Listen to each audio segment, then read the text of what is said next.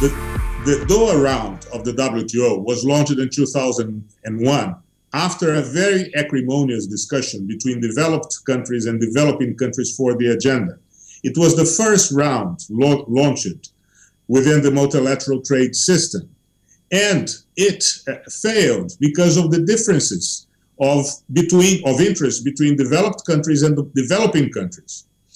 Those interests in the past, those differences in the past were resolved to the benefit of developed countries. But developing countries achieved a new stature in international trade.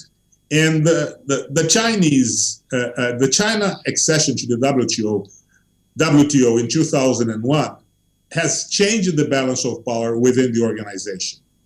Then in 2008, there was the economic crisis hitting developed countries, which launched a number of measures which were inconsistent with the multilateral order of the WTO.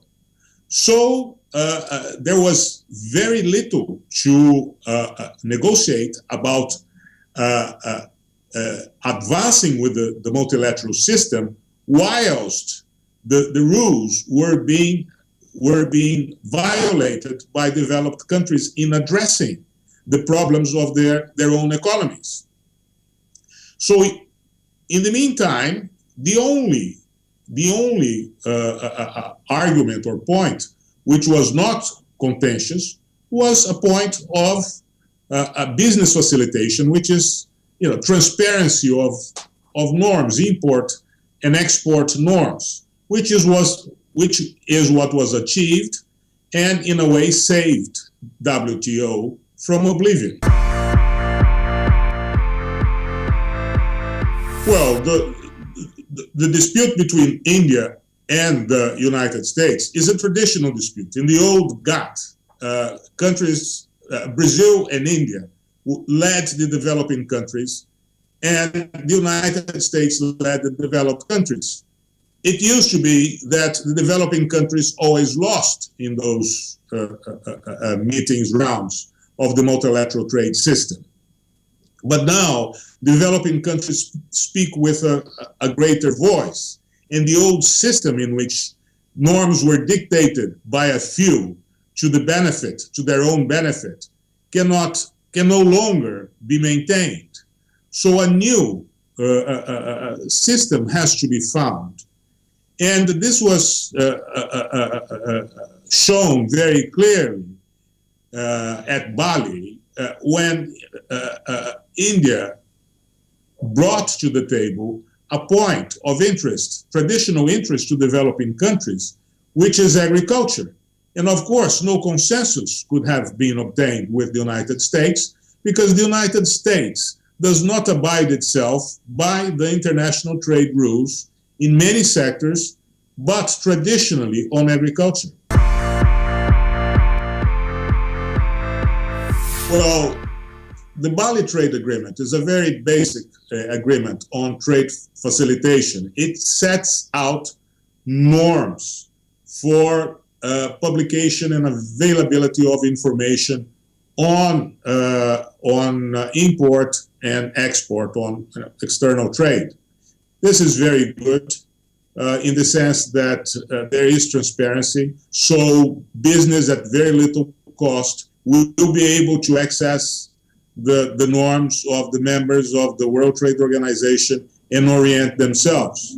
But there is a potential also for further development of those rules where business facilitation would be extended to other areas. And this is something that the WTO, in my view, should address in the near future.